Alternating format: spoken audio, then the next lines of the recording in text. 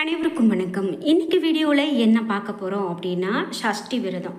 முருகனுடைய அருள் வேண்டி பக்தர்கள் இருக்கக்கூடிய விரதத்தில் ரொம்ப சிறப்பான விரதம் இந்த சஷ்டி விரதம். சஷ்டி விரதம் அப்படின்னு பார்த்தீங்கன்னா ரொம்ப பெரிய அளவில் நாம் ஒன்றும் பண்ண வேண்டாம். எளிமையான விரதம் கடைபிடித்து எளிமையாக முருகப்பெருமானை வழிபட்டாலே போதும் அப்படின்னு கூட சொல்லலாங்க. பொதுவாகவே இந்த விரதத்தை மனதில் கொண்டே சஷ்டியில் இருந்தால் அகப்பையில் வரும் அப்படின்னு சொல்லுவாங்க. இந்த பழமொழி வந்திருக்கு. அதாவது சஷ்டி விரதம் இருந்தால் நல்ல குழந்தை பேரு கிடைக்கும் அப்படிங்கிறது தான் பொருள். இது காலப்போக்கில் தான் சட்டியில் இருந்தால் அகப்பையில் வரும் அப்படின்னு மாறி இருக்கு. சஷ்டி விரதம் இருந்தால் நம்மளுடைய உள்ளத்துல இறைவன் குடிக்கொள்வார் என்று பொருள்படுது. குறிப்பிட்டு மாத சஷ்டி விரதம் யாரெல்லாம் இருக்கலாம், எதனால இந்த விரதம் நம்ம இருக்கணும், இப்படி இருக்கிறதால நமக்கு என்ன பலன் கிடைக்கும் அப்படிங்கிற நிறைய பயனுள்ள தகவல்களை நம்ம இந்த வீடியோவில் தெரிஞ்சுக்க போகிறோம்.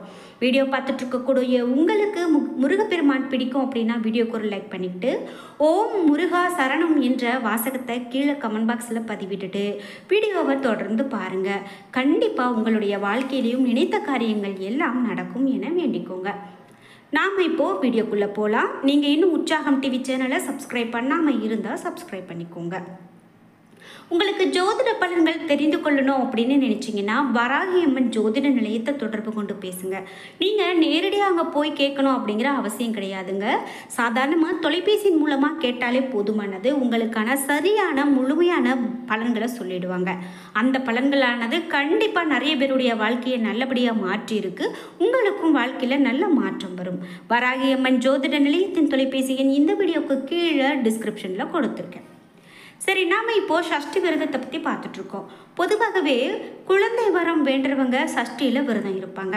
அப்படி விரதம் இருந்தாங்க அப்படின்னா கண்டிப்பாக அந்த முருகப்பெருமானே குழந்தையாக வந்து பிறப்பார் என்பது தாங்க நம்பிக்கை. குறிப்பிட்டு எந்த பிரச்சனையாக இருந்தாலும் சஷ்டி விரதத்தில் நம்ம வழிபாடு செய்தோம் அப்படின்னா முருகப்பெருமான் அவர்களுடைய கஷ்டத்தை தீர்த்து வைப்பார் என்பது பலரும் அனுபவ ரீதியாக கண்ட ஒரு உண்மை என்றே சொல்லலாங்க. குறிப்பிட்டு முருகப்பெருமானுக்கு உரிய சிறப்பு விரதங்களில் ஒன்று தான் இந்த சஷ்டி விரதம். ஐப்பசி மாதத்தில் வரக்கூடிய கந்த சஷ்டி விழாவின் போதே லட்சக்கணக்கான பேர் விரதம் இருந்து முருகப்பெருமானை வழிபாடு செய்வாங்க. ஆனால் கந்த சஷ்டி காலத்தில் மட்டும் இல்லாமல் மாதந்தோறும் வரக்கூடிய சஷ்டி திதிகள்லையும் முருகப்பெருமானை விரதம் இருந்து வழிபாடு செய்யலாம். வளர்பிறை திதியில் ஒன்று, தேய்பிறை திதியில் ஒன்று என மாதத்திற்கு 2 முறை இந்த சஷ்டி வர்றது உண்டு. பொதுவாகவே குழந்தை வரம் வேண்டவங்க சஷ்டி விரதம் இருப்பாங்க அப்படின்னு பார்த்தோம். ஆனால் எந்த பிரச்சனையாக இருந்தாலும் நாம் வழிபாடு செய்யலாம். குறிப்பிட்டு அதனை தீர்த்து வைப்பார் முருகப்பெருமான் என்றே சொல்லணும். சரி, யாரெல்லாம் சஷ்டி விரதத்தை மேற்கொள்ளலாம் அப்படின்னு கேட்டிங்கன்னா குழந்தை இல்லாதவர்கள், வறுமையில் வாடக்கூடியவர்கள், தொழிலில் வளர்ச்சி அடைய வேண்டும் அப்படின்னு நினைக்கிறவங்க, நோய் குணமாக வேண்டும் அப்படின்னு நினைக்கிறவங்க, திருமண தடை இருக்கிறவங்க, கல்வியில் மேன்மை வேண்டும் என நினைப்பவர்கள், இவை எல்லோருமே எங்கு சென்றாலும் யாரோ ஒருவரால் பிரச்சனை இருந்துக்கிட்டே இருக்கு அப்படின்னு நினைக்கிறவங்க மாதந்தோறும் சஷ்டி விரதம் இருக்கலாம். இன்னும் என்னெல்லாம் பிரச்சனை இருக்கோ அந்த குறை பிரச்சனை தீர சஷ்டியில் விரதம் இருக்கிறது ரொம்ப நல்லது. சரி, நாம் இந்த சஷ்டி விரதத்தை எப்போது துவங்க வேண்டும் அப்படின்னு கேட்டிங்கன்னா பிரச்சனைகள் தேய வேண்டும் அப்படின்னு நினைக்கிறவங்க தேய்பிறை சஷ்டியில் விரதம் இருந்து வழிபாடு செய்யணும். நல்ல விஷயம் துவங்க வேண்டும், நல்ல விஷயம் வளர வேண்டும் அப்படின்னு நினைக்கிறவங்க வளர்பிறையில் சஷ்டியில் விரதம் இருந்து வழிபாடு செய்யலாம்.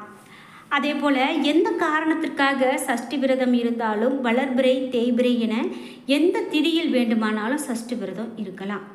குறிப்பிட்டு சஷ்டி விரதம் இருக்கிறவங்க காலையில் எழுந்தவுடன் குளிச்சுட்டு விளக்கேற்றி வீட்டில் இருக்கக்கூடிய முருகனின் திருவுருவப் படத்திற்கு செவ்வந்தி பூ அல்லது ஏதோ ஒரு வெள்ளை நிறப்பூவை அணிவிக்க வேண்டும். நைவேத்தியமாக காய்ச்சிய பாலுடன் சர்க்கரை அல்லது தேன் கலந்து வைக்கலாம்.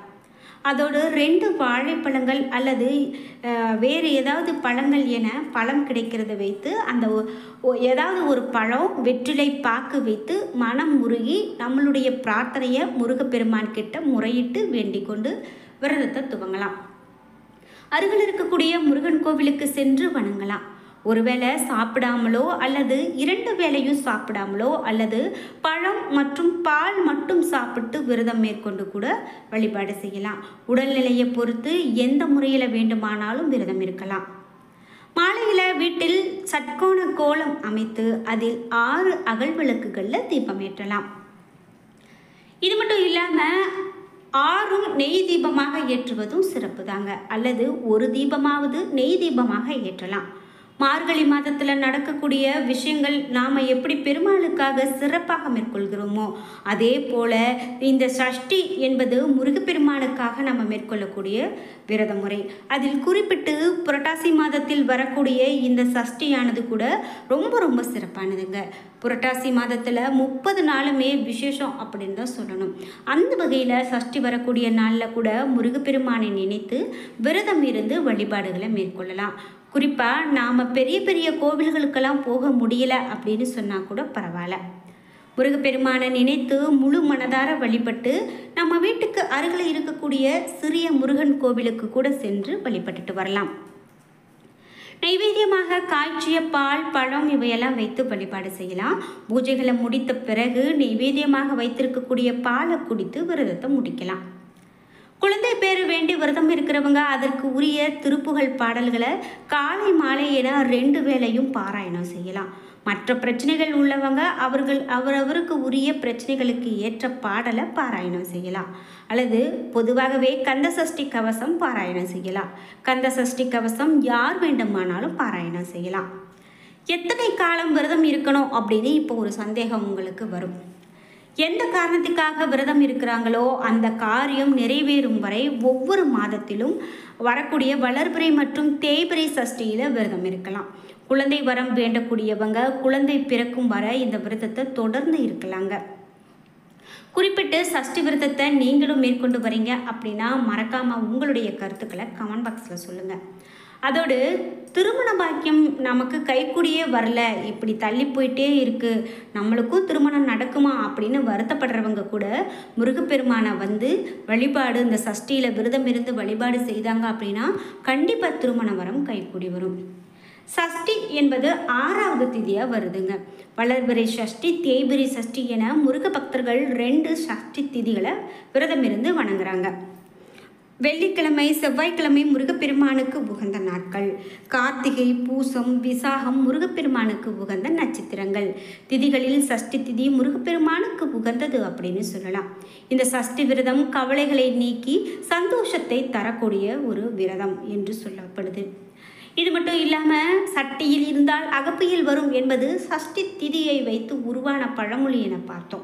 சஷ்டியில் விரதம் இருந்தால் கருப்பையில் குழந்தை பேரு கிடைக்கும் என்பதைத்தான் அப்படி சொல்லியிருக்காங்க. நீண்ட நெடுங்காலமாக ஒரு பெண்மணிக்கு குழந்தை பேரு இல்லை, அவள் பல தெய்வங்களை வணங்கினாள், பூஜை செய்தால் பலன் ஒன்றும் இல்லை அப்படின்னா ஒரு நாள் சித்தர் ஒருவர் கோவிலுக்கு வந்தாராம். அந்த பெண் அவரிடம் தன்னுடைய குறையை சொன்னாலாம். குடம் பிடித்தான் சட்டிக்கொள் என்றார் சித்தர். அதாவது சித்தர்கள் சூட்சப்பமாகத்தான் பேசுவாங்க. அந்த பெண் படிப்பறிவில்லாத ஒரு பெண். மேலும் குடம் பிடித்தானையும் சட்டி கொள்வாயும் என்று போய் காண்பாள் என்று சொல்லுவாங்க. அதாவது சித்தர் சொன்னதன் பொருள் அவளுக்கு புரியல, குழம்பி தவித்தா. அது என்ன அப்படின்னா, மாம்பழ கவிராயர் என்ற புலவர் அந்த ஊருக்கு வந்தார். அந்த பெண் அவரிடம் சென்று, ஐயா, குடம் பிடித்தான் சட்டிக்கொள் என்று ஒரு சித்தர் சொன்னார் என்று அதன் பொருள் என்ன அப்படின்னு கேட்டலாம். அதற்கு புலவர், குடம் என்பது குக்குடம் என்று பொருள் கொள்ள வேண்டும். குக்குடம் என்றால் சேவல் என்று பொருள். அந்த சேவலை கொடியில் கொண்டிருப்பவன் சேவர் கொடியோன் என்று சொல்லுவாங்க. அவர் யார் என்று உனக்கு தெரியுமா அம்மா என்று கேட்டார். தெரியும் ஐயா, அவர்தான் முருக கடவுள் என்று சொன்னாங்க. சட்டி என்பது கந்த சஷ்டி என்று பொருள்படுது. அந்த முருகப்பெருமானை நினைத்து கந்த சஷ்டி விரதம் இருந்தால் உனக்கு குழந்தை செல்வம் கிடைக்கும் என்று சித்தர் சொல்லி இருக்கிறார் என்று சொன்னாராம். அந்த பெண்ணும் அதே போல சஷ்டி விரதம் மேற்கொண்டாலாம்.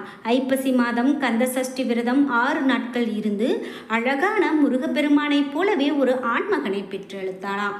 இதுதான் சஷ்டி விரதம் நம்ம மேற்கொள்ளும் போது நமக்கு கிடைக்கக்கூடிய ஒரு பலன் என்றே சொல்லலாங்க. இப்படி சஷ்டி விரதம் இருந்தால் அனைவருக்குமே நன்மையான பலன்தான். என்ன நண்பர்களே, இன்னைக்கு வீடியோவில் சஷ்டியில் யாரெல்லாம் விரதம் இருக்கலாம், எப்படி வழிபாடு செய்யலாம் அப்படிங்கிற பயனுள்ள தகவல்களை தெரிஞ்சுக்கிட்டோம். இந்த வீடியோ உங்களுக்கு பயனுள்ளதாகவும் பிடித்ததாகவும் இருந்திருக்கும்.